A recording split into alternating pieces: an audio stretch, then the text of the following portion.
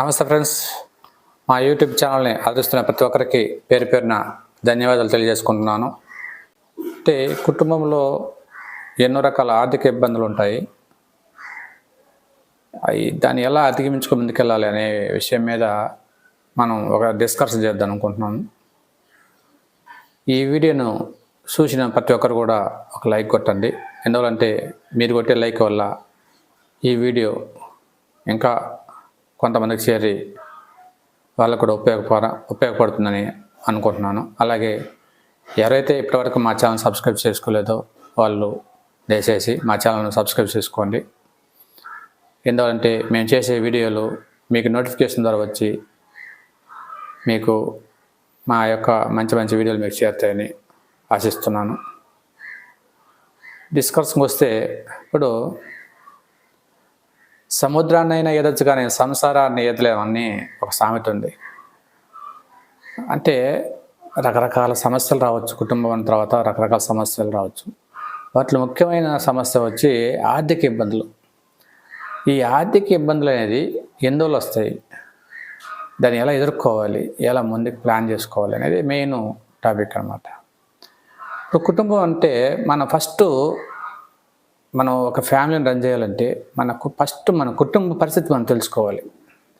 అంటే మన కుటుంబం ఎలా మనం బతుకుతున్నాం, అంటే దేని మీద ఆధారపడి బతుకుతున్నాం, మనం కుటుంబంలో ఇంకా డెవలప్ అవ్వాల్సినవి ఏమైనా ఉన్నాయా, అంటే ఇల్లు కట్టుకోవడం కావచ్చు, లేదా కారు కొనుక్కోవడం కావచ్చు, లేదా పొలాలు కొనుక్కోవడం కావచ్చు. అంటే ఒక కుటుంబం ఉన్న తర్వాత వాళ్ళకి రకరకాల ఆలోచనలు ఉండొచ్చు. అంటే పిల్లల నుంచి మంచి మంచి చదువులు చదువుకోవడానికి డబ్బు వస్తుంది. ఇలా రకరకాలుగా దేని చేయాలన్నా మనకి కొంత పెద్ద మొత్తంలో డబ్బు అవసరం అవుతుంది.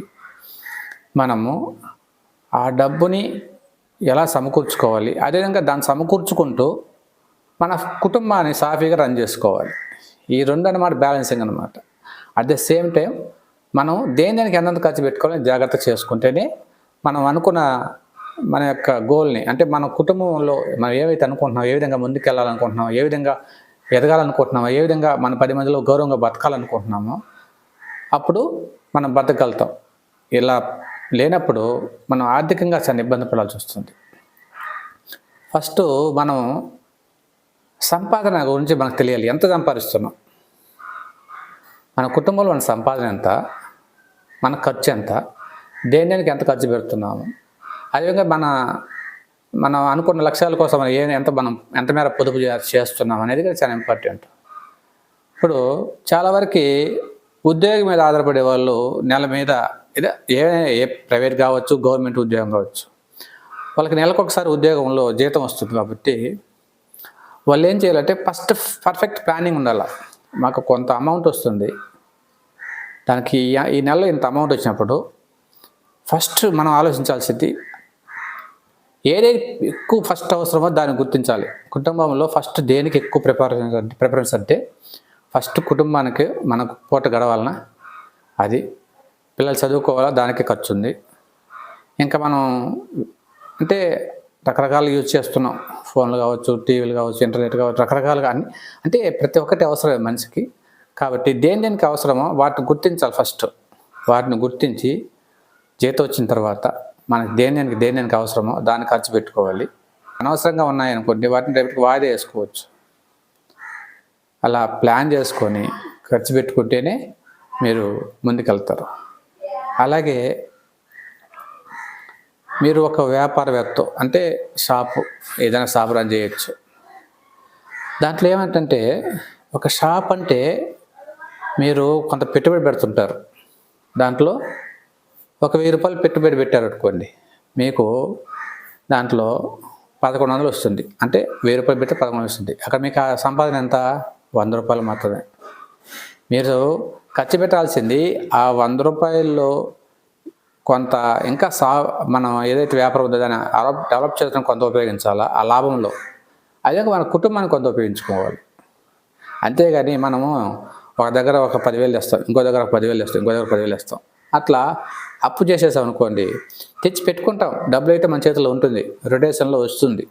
కానీ మనకు ఈ డబ్బు మీద ఇది మన డబ్బు కాదనే ఆలోచన ఎప్పుడు మైండ్లో ఉండాలి.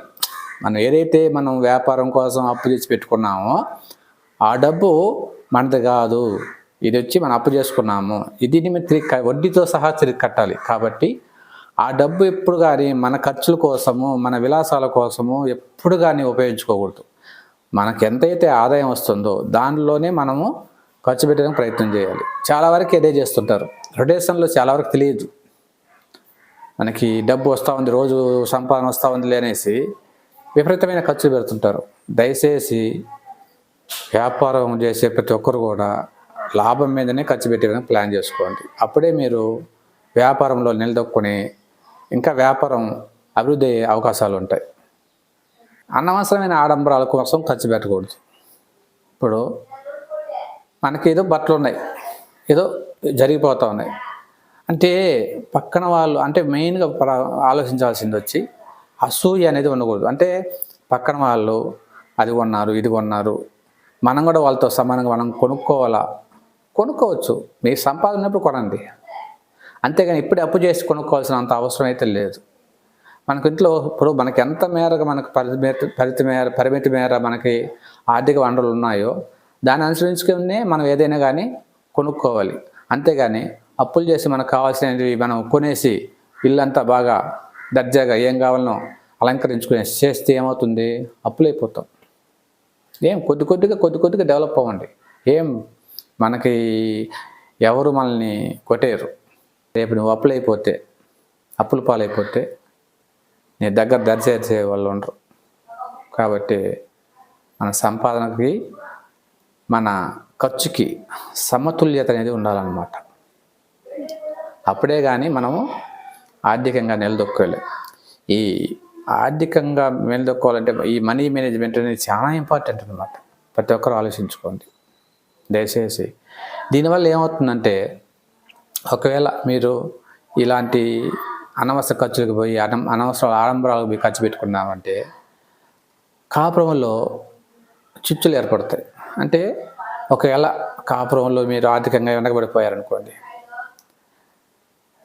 ఆటోమేటిక్గా భార్యాభర్తల మధ్య చిన్న వాటికి కూడా చికాకులు తగాకులు వస్తూ ఉంటాయి. మీరు ఆటోమేటిక్గా తగాలు పెరిగిపోతాయి. దానివల్ల అవుతుంది మానసికంగా కురిగిపోతాడు. విపరీత ధోరణి అంటే చెడు ఆలోచనలు వస్తాయి. ఒకవేళ మగవాడైతే మందుకి తాగుడికి బానిస అవ్వచ్చు. దానివల్ల ఏమవుతుందంటే ఇంకా ఎక్కువ సమస్యలు అవుతాయి.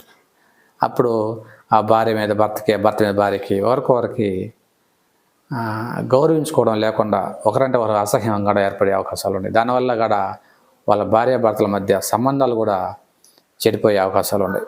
కాబట్టి డబ్బులు ఎప్పుడు జాగ్రత్తగా వాడుకుంటేనే, పొదుపుగా వాడుకుంటేనే మన దగ్గర నిలబడుతుంది.